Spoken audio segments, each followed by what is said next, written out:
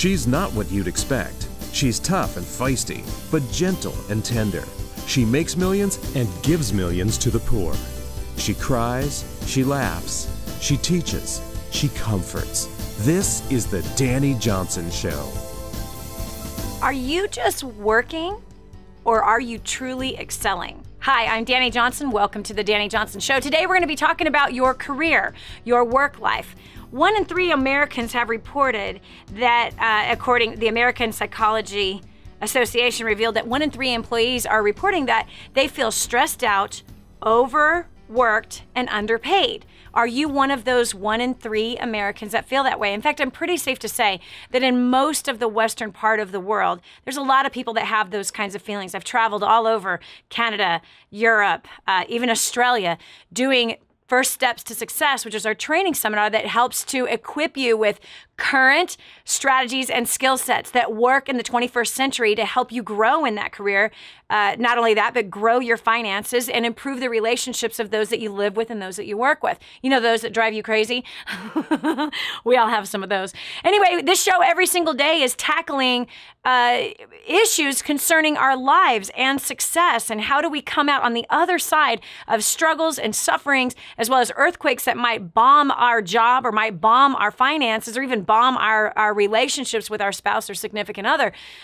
So today we're going to really have a focus on you improving in the marketplace and you becoming more valuable in the marketplace and the kind of issues maybe that you're dealing with that are stopping you. And if you are that person that feels like you are overworked and underpaid, what is the solution to that? So oftentimes, most people just complain. They just continuously complain about it, and they don't do anything about the circumstances. Others think leaving the job to try to find something else. You know, the grass is greener on the other side. There's some that actually believe in that, and therefore they never establish themselves in solid roots where they can actually bear good fruit.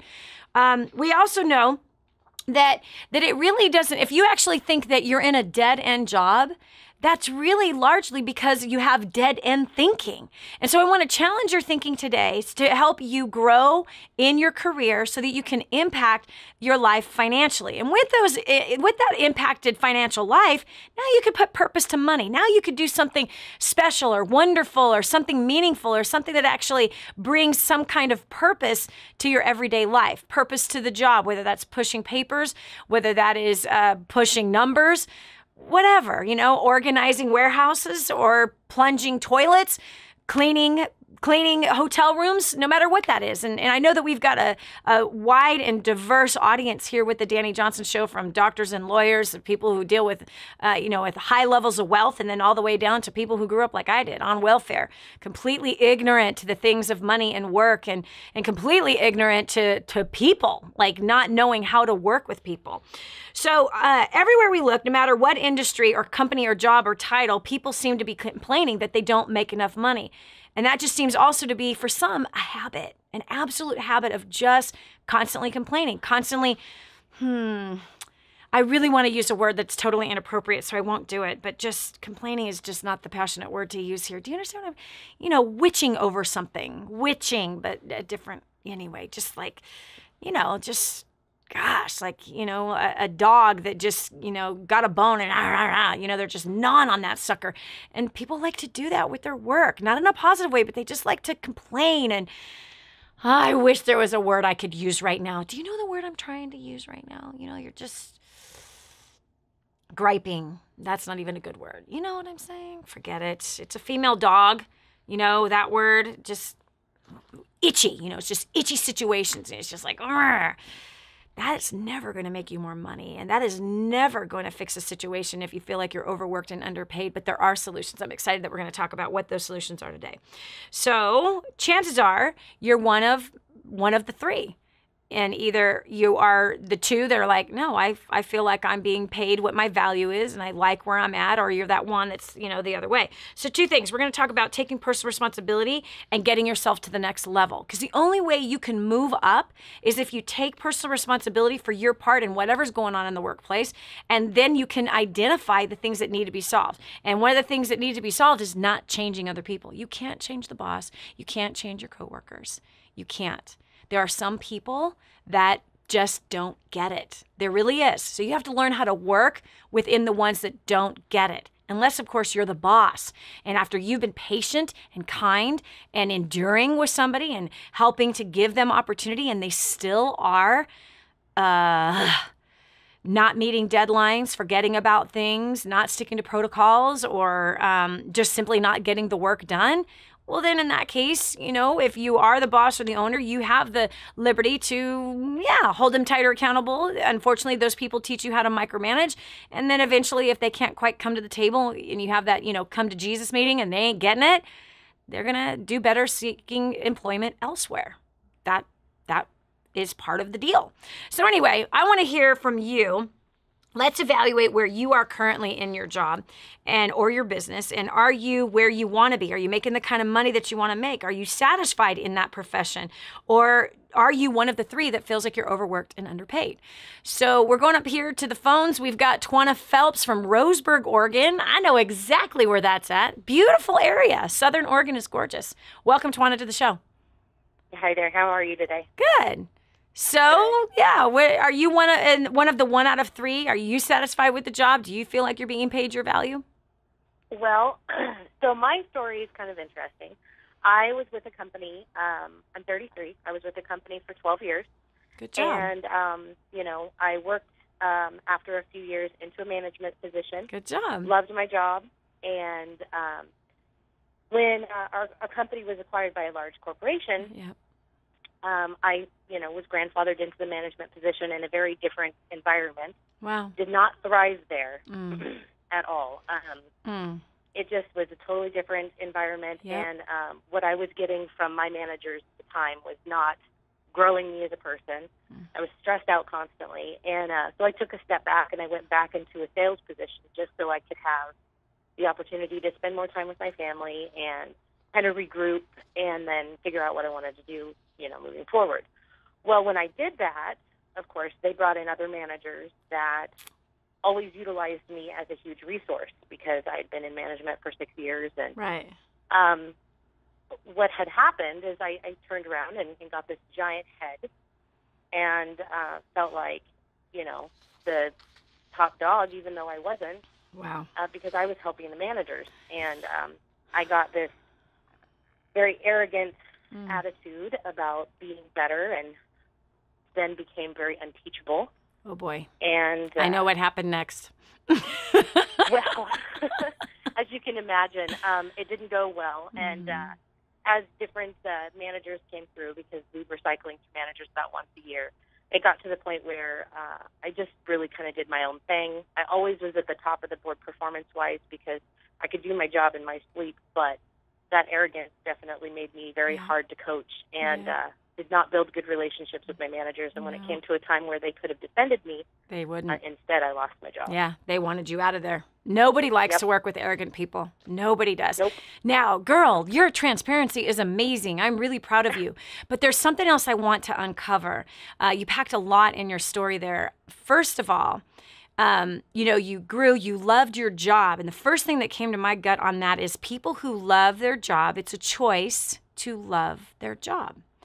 It's all in how they approach it, how they look at it, and what they bring to the table. When you bring excellence and diligence, you feel good about what you're doing.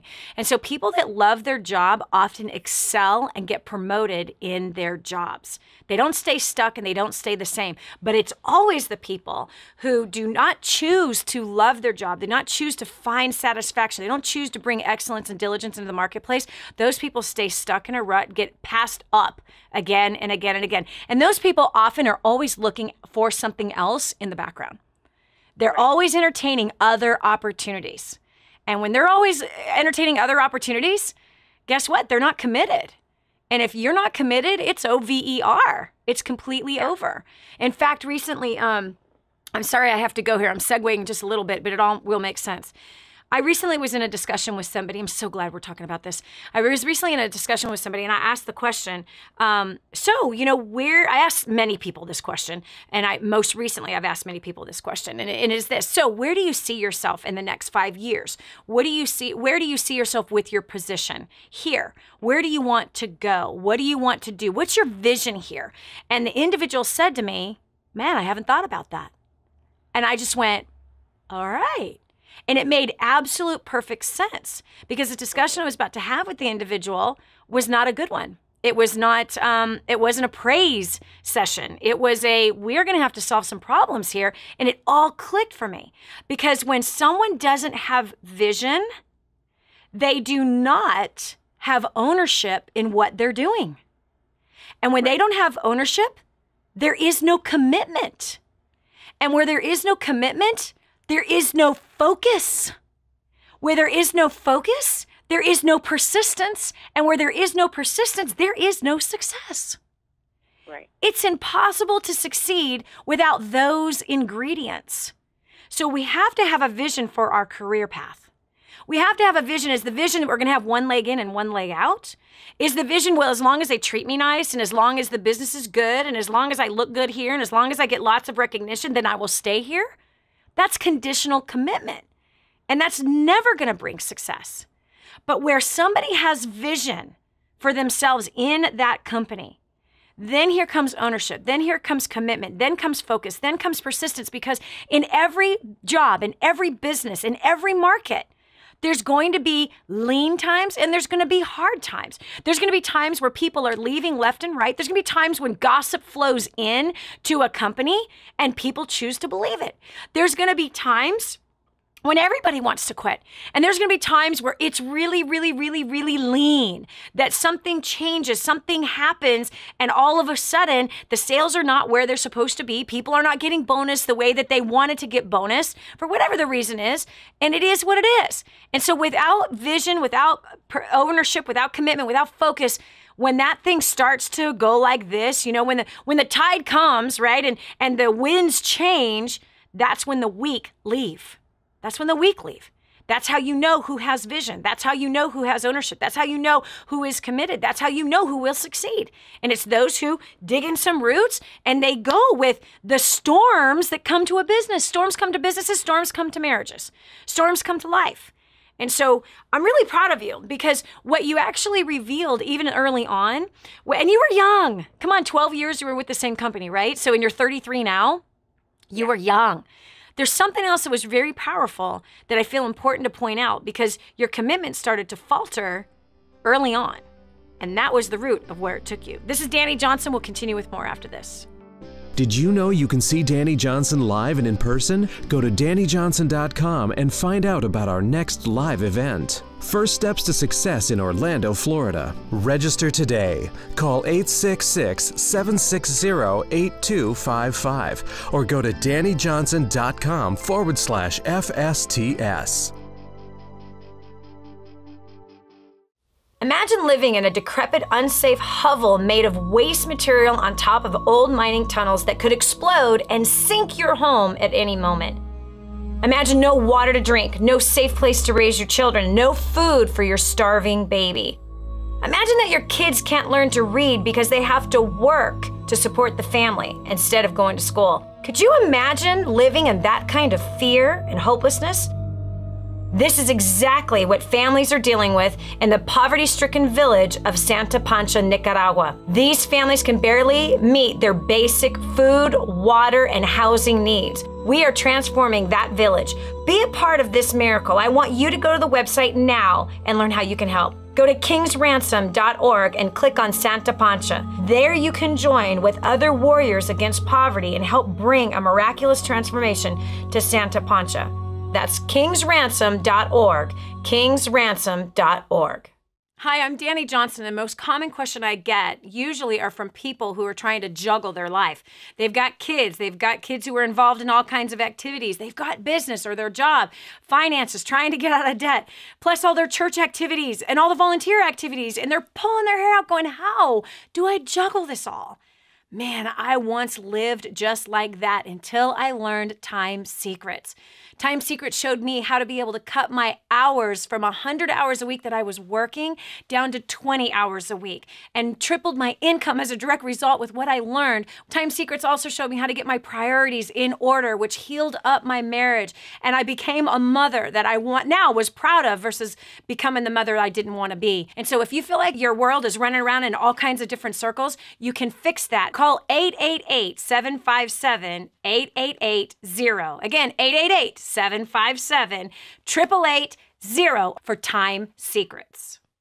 No donkeys, no elephants, no blaming, and no excuses. Just real solutions that will really change things. That's real leadership. It's the Dani Johnson Show. If you are not committed in your job, it's going to show in your performance. Hi, I'm Dani Johnson. Welcome to the show. We're talking about your success in your career today. Whenever there is somebody that loves their work, they show it, man. They show it. They show it with a smile that shows up on their face. They bring excellence and diligence. They feel good about what it is that they're doing. And when somebody is not committed in their work, it also shows. They can't focus. They don't meet deadlines. They don't pay attention to the details. When the winds of change come, they're quick to start going, let's go find something else to do. You know, they're quick to complain. But man, I'm telling you, the rare people in the marketplace today are those who have vision for their profession. And the vision could be nothing even related with the profession. It could be the vision that, you know what, I am going to love these people, and I'm going to love our customers. I'm going to love my coworkers. I'm going to make sure that this place that we work is better since I've come to it. I'm going to make sure that everyone loves coming to this place. That you could be the receptionist, and you can determine that. You really can. You can have a vision of impacting the lives of those that you work with every day. Unfortunately, most people, especially the 98%ers who end up dead or dead broke, are those who are just serve me. They see the job world as serve me. What am I going to get? How much am I going to get paid? What are my bonuses going to be? When is my vacation time? And when will I get recognized? It's such a jacked up situation, and we can't figure out why people aren't succeeding. You aren't succeeding because your head's in the toilet. You got to get it out. Tawana was just sharing her story. She spent 12 years with a company. She's now 33. She was let go because of arrogance. But mind you, in her early days, she was absolutely committed and loved her job through a takeover, if you will. I mean, there was a merger that happened with her company, and she got merged in. She was in management. And Tawana, the thing that started to shake was you were actually promoted and didn't know it. And the new environment called for a higher level of character, higher level of flexibility, and deepening relationships and learning about the new company. Right. Versus, did you hold on to the old? Did you say, oh, I liked it better when? Oh, of course. Yep. Everyone did. Yep. We lost almost our whole staff over the merger just because we did not, and I did not provide the leadership that we needed during that time. Yeah. And we were all thrown into a really, difficult situation, and very few of us survived the storm. Yeah. Yeah. And that could have, and now let me ask you this. The merger, was that actually in all reality a better opportunity at the end of the day? For our customers, absolutely. Mm-hmm. Well, if it's for the customers, then the company wants to keep and take really good care of those people. But here's what it is. Yeah, oh, absolutely. Yeah, do you see what I mean? So if it was better for the customers, that means it's better for the business. Is that correct? Right. Yes. Yeah. So, and here's what happens, and I love that you're called in today because somebody else might be going through that same thing. There's transitions that happen in companies, but when people cannot adapt to the change, when they cannot roll with it, when they cannot just embrace the new, instead they're holding on to the old, now here comes the complaints. Now here comes the whining. Now here comes the, I want to say, you know what word I want to say? Itchy. It kind of rhymes with itchy. Right? You're just itching. You're just, oh gosh. I have to look up in the dictionary and find a different word that is as passionate as the word I want to use. Because complaining doesn't fit, groaning doesn't work, griping doesn't work, itching doesn't work, but yeah. I wish there was another word. It was full of that, and everybody was really miserable, and I was definitely not helping the situation. Mm-hmm. And, when I decided to go back into sales, and I kind of washed my hands of the responsibility. Of the location, Yep. My commitment to the company started to decrease. Yep. And like I said, with the managers that were coming through and utilizing me as a resource to help run the store, that's when the arrogance started coming in. Yeah. And I'm like, wow. well, I know more than they do. Wow. They need me. Wow. And arrogance at the end of the day is going to get fired. Nobody likes it. Nobody. I'm the best. Yeah. Yep. Nobody likes it. I don't have any reason to follow you. No, none at all. Well, especially with your track record, right? Of you know, gosh, I want to use a word, but I shouldn't use it. I hate that. But you were griping. You were feeding the frustration. You were feeding the complaints. You were feeding the griping, the wrestling, the itching. And I wasn't supportive of the vision that things have changed, you know. Yep. And, you know, it took a few years, but ultimately, you know, at the end of the day, I don't work there anymore. You know what? Based on the fact that you knew what you knew, like you had been promoted so quickly and you were even managing other managers and training up other managers, you could have been a vice president with the right attitude. This is Dani Johnson. We'll continue with more right after this. Is your company going through a transition, a merger, or a buyout? Stay tuned to find out how you can come out better and even get promoted. Next on The Dani Johnson Show. You want to succeed, right? But you do not want to fail God at the same time. There is a way to succeed from a biblical perspective, and it's far greater than anything you could ever imagine. Over 500 scriptures I studied to study money, everything that the Bible said about money. That's in the first couple chapters of Spirit-Driven Success. Not to mention leadership, working with people, growing a career, being used mightily in the marketplace, which is where Abraham, God used him in the marketplace. And Joseph, God used him in the marketplace. Moses, God used him in the marketplace. Daniel, Solomon, really all of the greats of faith, most of the greats of faith throughout the Bible, they all were in the marketplace, and God wants to show you how you can be used mightily by him in the marketplace. Right here, Spirit-Driven Success is where all of my notes are on how you can do that. 888-757-8880. Again, 888-757-8880. Get your copy of Spirit-Driven Success today. This is The Dani Johnson Show. Do you realize that you live in a land of opportunity? You really do. Hi, I'm Dani Johnson. Welcome to the Dani Johnson Show. This is the show where we redefine success. We knock the status quo of success right in the teeth because the status quo of success says, serve me. The status quo of success says, look at me. I want it how I want it. We're living our life according to Burger King. I want my Whopper my way. That is not life. You will never have long-lasting success with that kind of a mindset. We've started this show today about talking about your career and talking about job satisfaction versus dissatisfaction. And I want you to know that you really are living in the land of opportunity. We just had a woman from Roseburg, Oregon, call in and share her story about how she got fired. And there's humility in this woman. She knows. You know, Twana, you should have been fired. You absolutely know that you were not committed, and you know that you didn't roll with the changes, with the merger that had come to play. Now, I want to ask you a question, Twana. I want to know, what could you have done differently?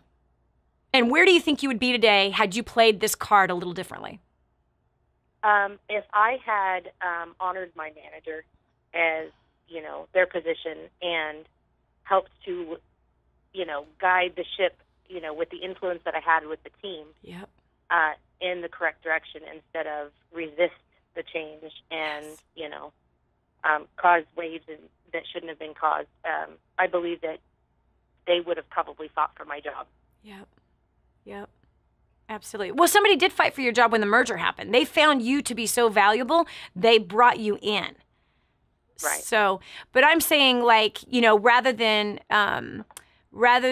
do you think, because the path that you were on, right, you were being promoted, right? Mm-hmm. Do you think that you would have continued if you had the right attitude and you didn't feed the complaints, but instead you disarmed them and you sold the vision of the new company? You sold where we were going. And look, guys, we have so much opportunity here. Look at all the history that we have, and we can totally rock this thing.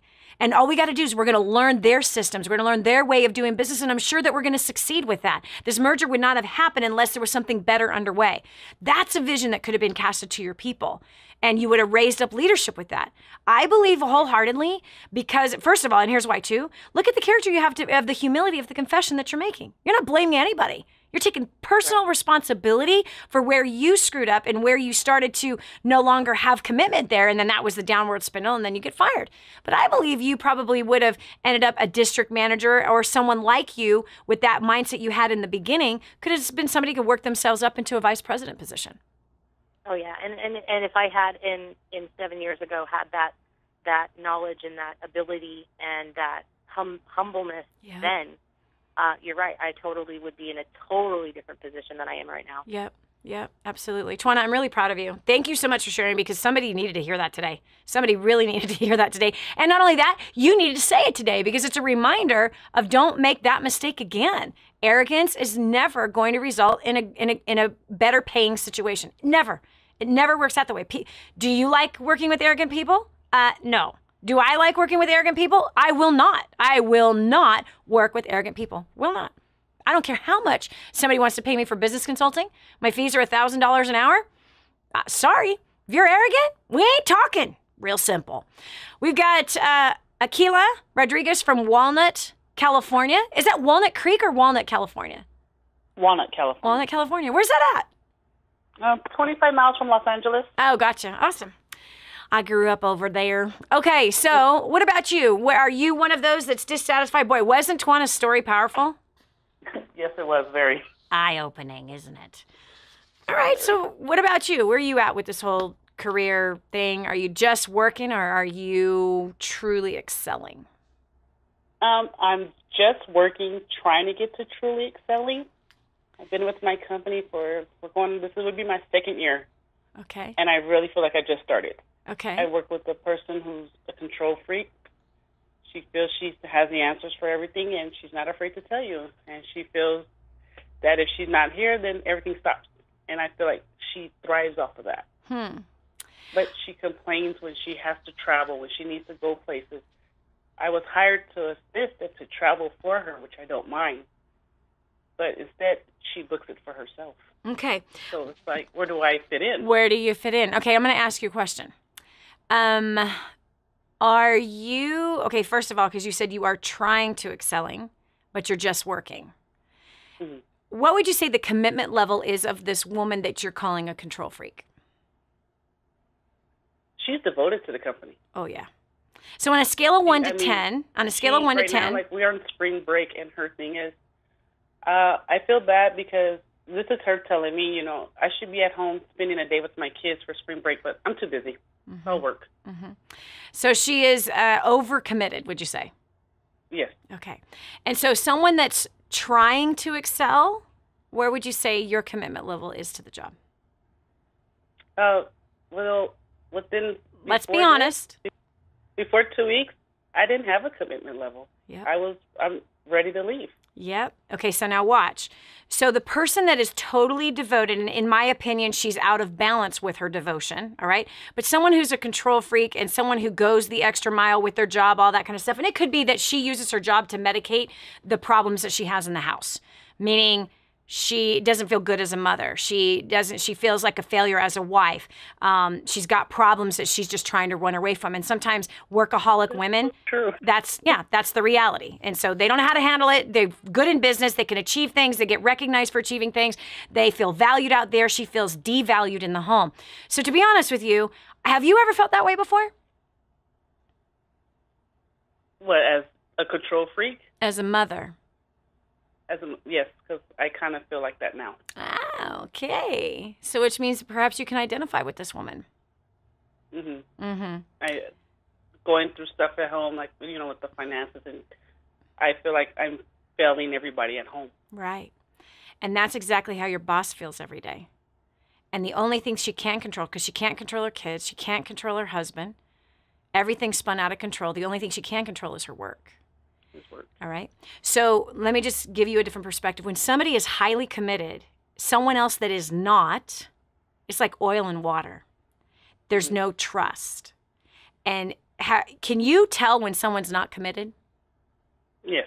You absolutely can tell. Tell me what non-committed looks like. No interest. Mm-hmm. You're not interested. You don't care if you're late to work. Mm-hmm. Care if you're not doing the job. Yep. Is someone that's not me? I work 5 minutes and I'm always late. Okay, look. Now I knew this was the case. I was going to come right out and say it, but I wanted to hear you say it. I knew right from the get-go. You call her a control freak. She's a micromanager, but you have taught her how to manage you. And so there's a lack of trust between the two of you. But the two of you actually have something in common.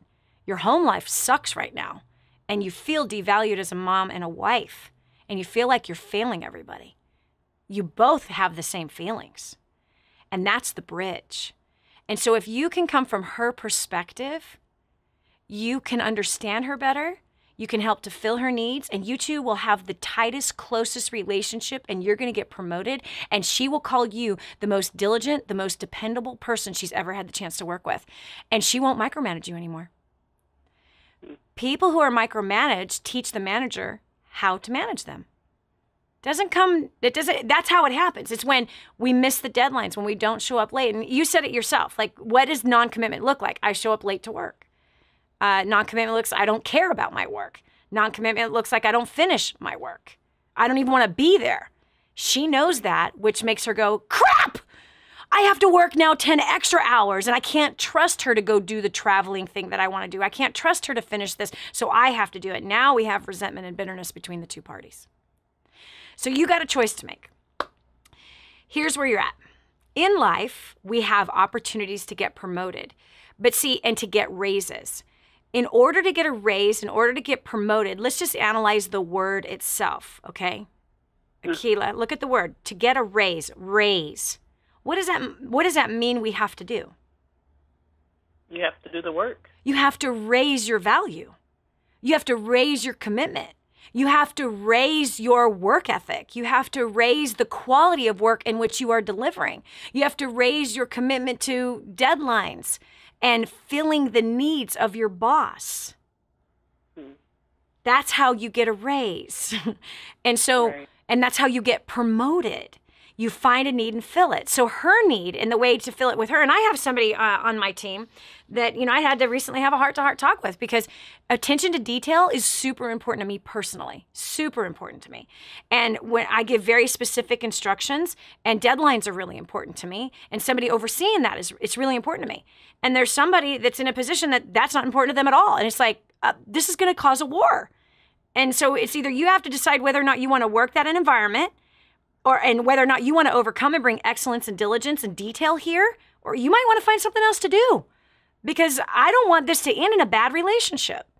I'm held accountable by God and how I treat people, and I want to treat you well. And if we're going to work well together, we're going to have to know how to fill needs here. This is Dani Johnson. We'll continue with more right after this. Go to DaniJohnson.com to find out about our next live event, First Steps to Success in Orlando, Florida. Register today. Call 866-760-8255 or go to DaniJohnson.com/FSTS. I just heard this amazing story. One of our clients had written us telling us that they had used job domination and unlimited success and has absolutely exploded their career. He said, Dani, I don't know where I'd be today without job domination and unlimited success. Listen, do you want more recognition from your coworkers? Do you want to be recommended to people all over the world? Do you want to be somebody that is highly sought after? Listen, if you're in a dead-end place where this gentleman found himself, but then learned new strategies and changed everything in his work life, and obviously this has resulted in higher bonuses and pay raises, you're next. 888-757-8880. Get your copy of Job Domination right now. 888-757-8880.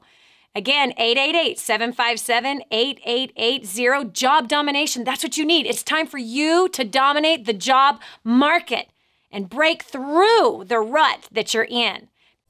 What's holding you back from the life you wish you could have? Is it your job, your spouse, your upbringing, your skin color, your education, your economy? If you answered yes to any of these, you need to listen carefully right now. This is the Dani Johnson Show. In order for us to have the level of success that we want, we have got to be people that are aware of our surroundings and aware of our actions, aware of our decisions and how we approach things, especially in the workplace. Because if we are approaching the workplace from a non-committed place, we are going to end up fired, let go, or stuck in a rut and never get promoted. And you're here listening to the Dani Johnson Show every day because you want to succeed, not because you want to be a failure. You want to grow, you want to achieve, you want to define success for you and live it according to what you feel is in your heart about how to live that out. And one of the ways that I think emulates success is how we approach our work. And we work with people, right? And money comes from people. And people decide whether or not we get promoted, whether or not they want to do business with us, whether or not they want to continue with us. Well, so far in today's show, we have found one that has confessed that she was completely arrogant, lost her job because of that. The other thing that she confessed was that she was not a part of the solution, but she was a part of a problem. Through a merger, she complained with everybody else. Even though she was the manager leading a team, she didn't cast vision to them about, come on, guys, we can do this. Yes, we're going to have to learn new systems. It's all right. It's in us. We can do this, and we will succeed, and we will have the best store. Out of all of the stores that have gone through this merger, we're going to shine. She could have sold that vision, but instead, she kept selling what she didn't like. She kept holding on to the past, the old ways of the things that were done, instead of embracing the new and excelling in it. And she ended up fired because of it. So the second one was, I have a control freak boss. You got to learn to see a different side.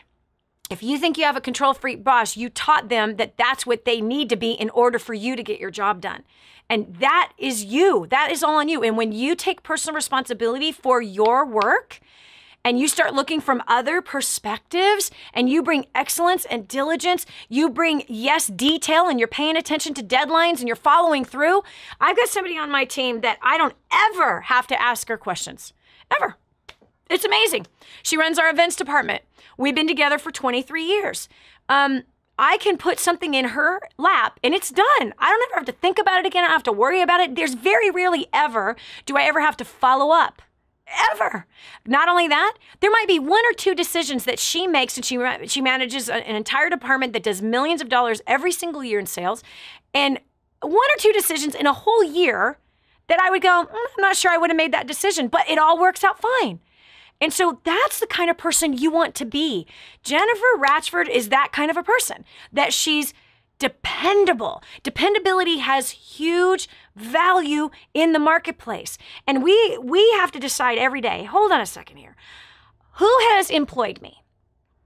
And what do they require of me? And what needs do they have that I can fill? Because what happens is you can come to work and you can decide that you got your own list of priorities of what you want to do and how you want to do it. And those list of priorities might have nothing to do at all with the priorities of what you were asked to do. And so when you don't fulfill the priorities of what's been asked, and you don't fulfill it with the right attitude, I'd be glad to, I'm happy to serve. And sometimes you have to say that with, gritting your teeth, because some days you don't feel it. But as long as you are saying it, you're telling your body how your body should feel. You're telling your mind how your mind should feel. And you should step out in faith, feeling that way and leading that way, because pretty soon you're going to create momentum and you will love it. You'll move through the hard stuff. You'll move through the stuff that drives you crazy. Okay? So when you're not keeping the priorities of the boss or the leader or the manager or the owner, when you're not keeping those priorities in mind and the details they've asked you to do, you're hurting your reputation. And either you're going to have a reputation of being dependable or undependable. And it creates a lot of stress when you're not dependable. So again, we're talking about the 1 in 3 Americans that say that they're overworked and underpaid and they're totally dissatisfied. Want to know if you're one of those? We've got Stacy Porter from Pennsylvania. Stacy, where do you fall into the mix? I am underpaid and overworked. I am a contractor now. What happened is I was downsized by the company, and then they called me back, but as a contractor, and I'm trying to become a full-time employee. Right. I am told that I'm a hard worker. I'm an overworker. I'm sort of like one of the people you described, as far as loyalty and dedication, and I guess I get two different things. Some coworkers say I do a lot and I should get paid more and I should be recognized more. And then I get the other coworker that says, you just want to do everything. So,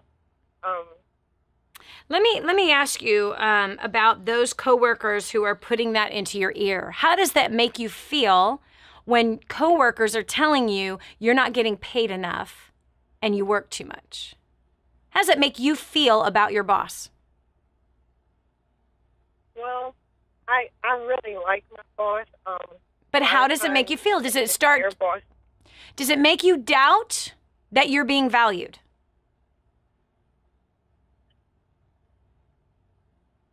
Stacy, it's a simple answer.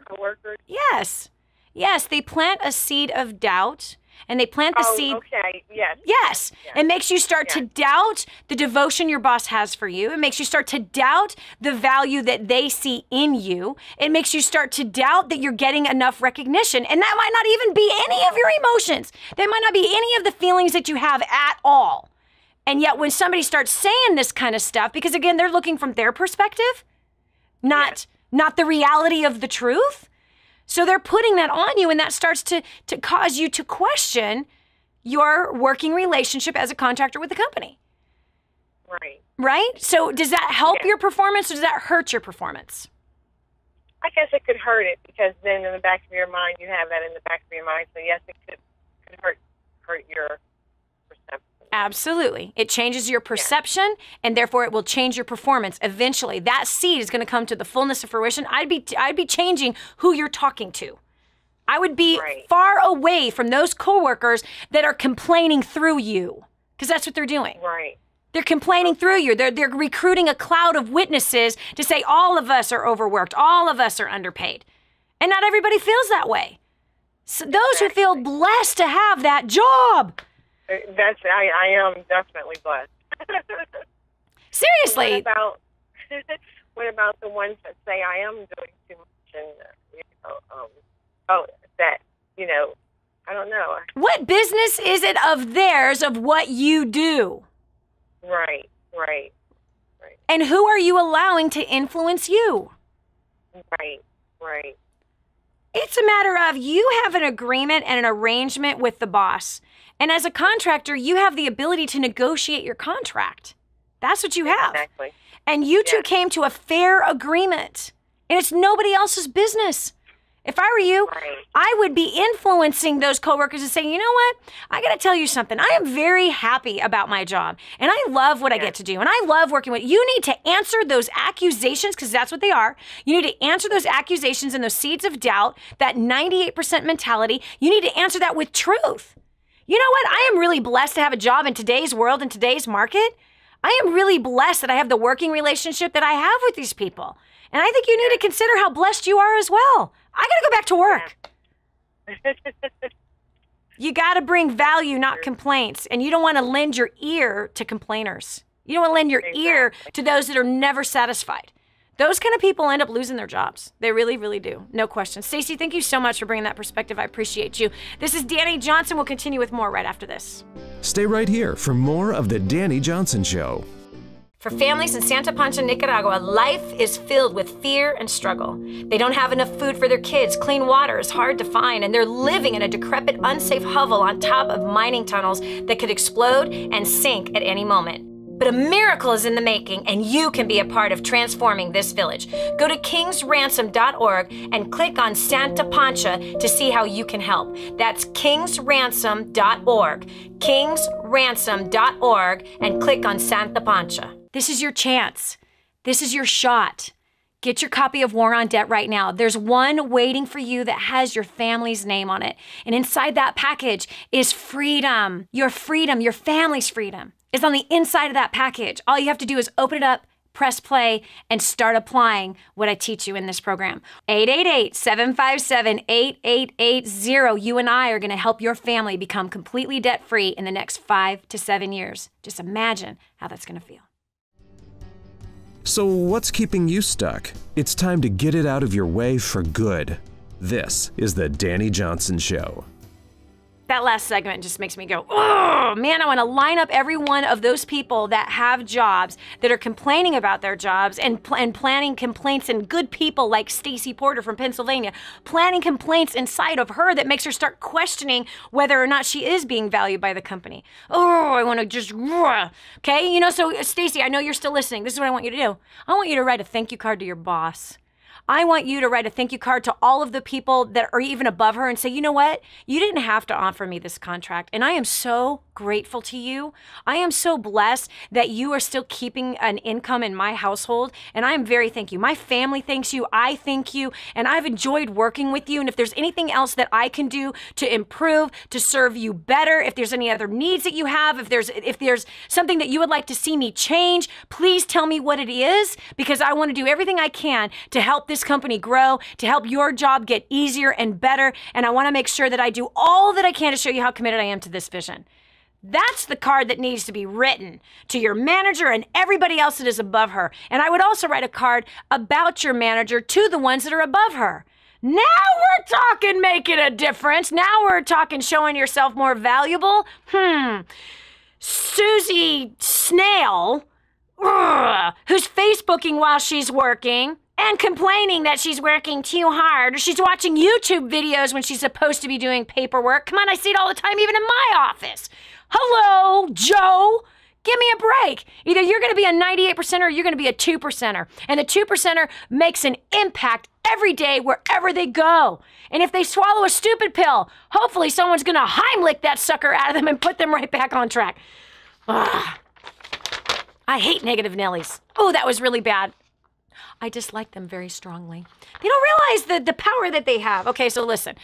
Let's get on a more positive note as we end today's program. Speaking of which, these skills that we were talking about today are called employeepreneur skills. They're highlighted in this book, First Steps to Wealth. Do you have a copy? I'll give you one, okay?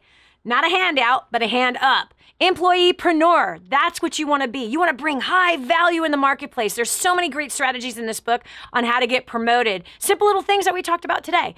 So call this number, 866-760-8255. Again, that's 866-760-8255.